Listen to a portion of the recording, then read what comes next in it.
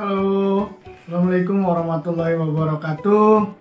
Kembali lagi dengan saya, Bapak Rizky Dwi Kamalul Jamal dalam mata pelajaran Sejarah Minat. Oh ya, sebelumnya saya mengucapkan selamat datang untuk kelas 10 IPS 1 sampai 5. Selamat bergabung dalam keluarga besar SMA Negeri 1 Anjatan. Oke, ya sebelumnya saya ulangi lagi, nama saya Rizky Dwi Kamalul Jamal yang akan mengajar pelajaran sejarah minat. Langsung saja agar mempersingkat waktu, pada kesempatan kali ini Bapak akan membahas tentang bab 1, kehidupan manusia dalam ruang dan waktu. Nah, materi yang kita bahas pada kesempatan kali ini adalah manusia hidup dalam ruang dan waktu. Apa sih yang namanya ruang dan waktu? Kira-kira teman-teman bisa nebak nggak? Ruang itu apa dan waktu itu apa? Nah, biar tahu, kita bahas materi yang pertama, konsep ruang dan waktu. Nah, teman-teman pernah nggak sih menelaah kehidupan masing-masing? Contoh nih, kita menceritakan sejarah misalnya pada saat kita TK dulu, SD dulu, atau pas pada saat SMP. Nah, itu sebenarnya terjadi akibat adanya konsep ruang dan waktu. Contoh nih ya, ruang dan waktu itu seperti panggung sandiwara. Bagaimana kita menelaahnya? Pada saat kita SMP misalnya, kita sekolah di mana? Misalnya SMP 1 Kebumen. Nah, itu yang disebut dengan konsep ruang atau tempat terjadinya peristiwa sejarah. Nah, kalau konsep waktu bagaimana, Pak? Berarti pada saat kapan kalian bersekolah di SMP 1 Kebumen? Berarti dari tahun pertama kalian masuk hingga lulus menjelang SMA. Jadi, kalau konsep ruang itu yang berhubungan dengan tempat terjadinya peristiwa. Nah, kalau konsep waktu berarti yang berhubungan dengan waktu terjadinya peristiwa atau kapan terjadinya peristiwa. Nah, itu yang dinamakan dengan konsep ruang dan waktu.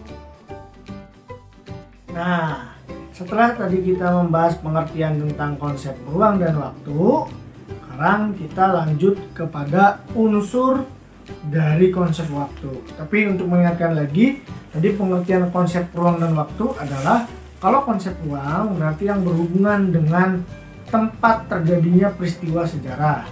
Nah, kalau konsep waktu berarti berhubungan dengan kapan atau waktu yang terjadi pada saat peristiwa sejarah. Nah, sekarang kita lanjut kepada konsep waktu dalam sejarah. Konsep waktu dalam sejarah dibagi menjadi 4 bagian. Ada yang pertama yaitu perkembangan, kedua kesinambungan, ketiga itu ada pengulangan, dan yang terakhir itu ada perubahan. Oke, kita bahas satu-satu. Yang pertama ada perkembangan. Perkembangan itu adalah terjadi apabila masyarakat mengalami pergerakan berturut-turut dari suatu bentuk ke bentuk lain. Nah, prosesnya itu lumayan lama. Jadi, dari hal sederhana berubah menjadi hal yang sempurna. Contoh, dulu transportasi di negara kita itu banyak menggunakan sepeda, beca, yang masih manual, yang masih digoes. Nah, seiring berjalannya waktu, itu berubah drastis. Semuanya sudah menggunakan mesin canggih. Sekarang sudah ada motor, ada mobil yang menggunakan teknologi. Itu yang disebut perkembangan. Dari bentuk sederhana menjadi bentuk yang lebih sempurna dengan proses yang agak lama atau lama. Nah, yang kedua ada kesinambungan. Kesinambungan itu berarti mengadopsi kebiasaan-kebiasaan lama. Contoh nih, ya, dari dulu warga negara Indonesia itu terkenal dengan ramah tamahnya. Nah, itu sudah menjadi kebiasaan lama.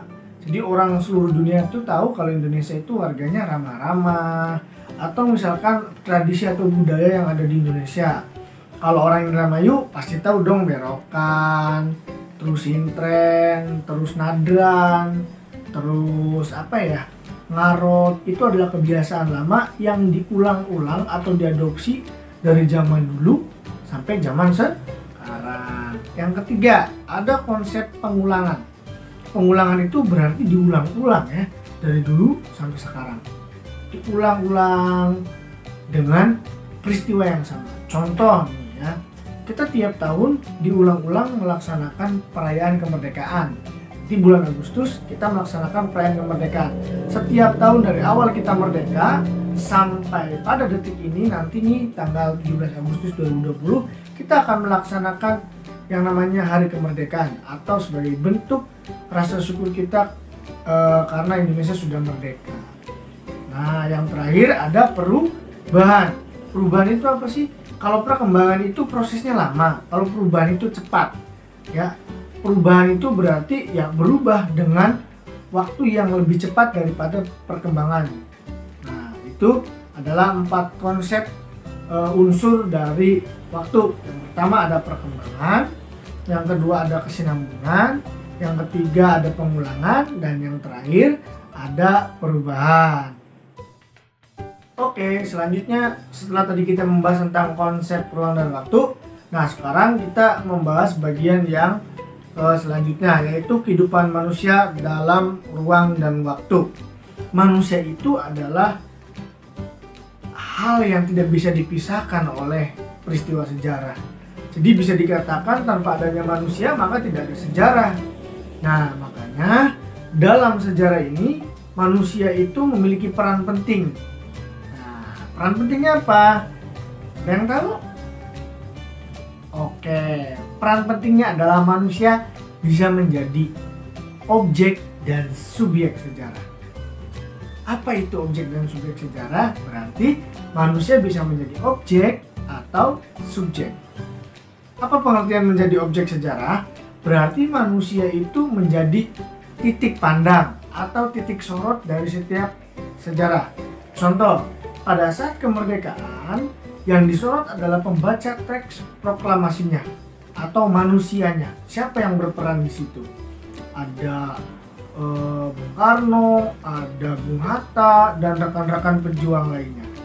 Nah, itu yang disebut dengan objek. Jadi manusia itu dijadikan titik atau sudut pandang dalam peristiwa sejarah.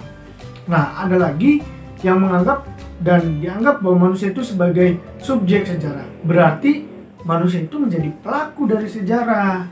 Ya, contoh dalam peristiwa Perang Diponegoro, maka yang disorot di situ sebagai pelaku yang hebat adalah Pangeran Diponegoro yang memimpin peperangan pada saat itu.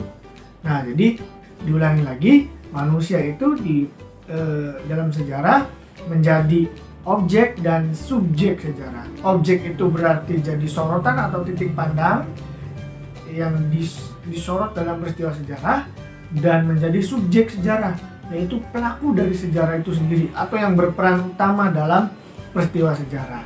Nah, itu kehidupan manusia dalam ruang dan waktu sebagai objek dan subjek sejarah. Nah, setelah penjelasan tadi, mungkin anak-anakku ini bertanya atau dalam hati memikirkan, bagaimana sih Pak bisa tahu konsep ruang, waktu, dan manusia dalam kehidupan sejarah? Jadi gini nih ya, Bapak kasih contoh. Misalnya dalam peristiwa Hari Kemerdekaan, pada saat itu 17 Agustus 1945 bertepatan pada hari Jumat, di Jalan Pegangsaan Timur nomor 56 di Jakarta ada peristiwa sejarah yang sangat luar biasa yang bisa merubah kehidupan bangsa Indonesia. Apa kira-kira? Ya, betul, proklamasi kemerdekaan Republik Indonesia. Nah, dari peristiwa itu kita bisa analisis mana yang jadi ruang, mana yang jadi waktu, mana yang menjadi subjek dan objek sejarah. Nah, pada peristiwa kemerdekaan yang menjadi ruang adalah ya tadi rumah dalam pembacaan teks proklamasi, yaitu rumah yang terletak di Jalan Pegangsaan Timur nomor 56. Nah, itu adalah ruang. Sedangkan waktunya yaitu 17 Agustus 1945.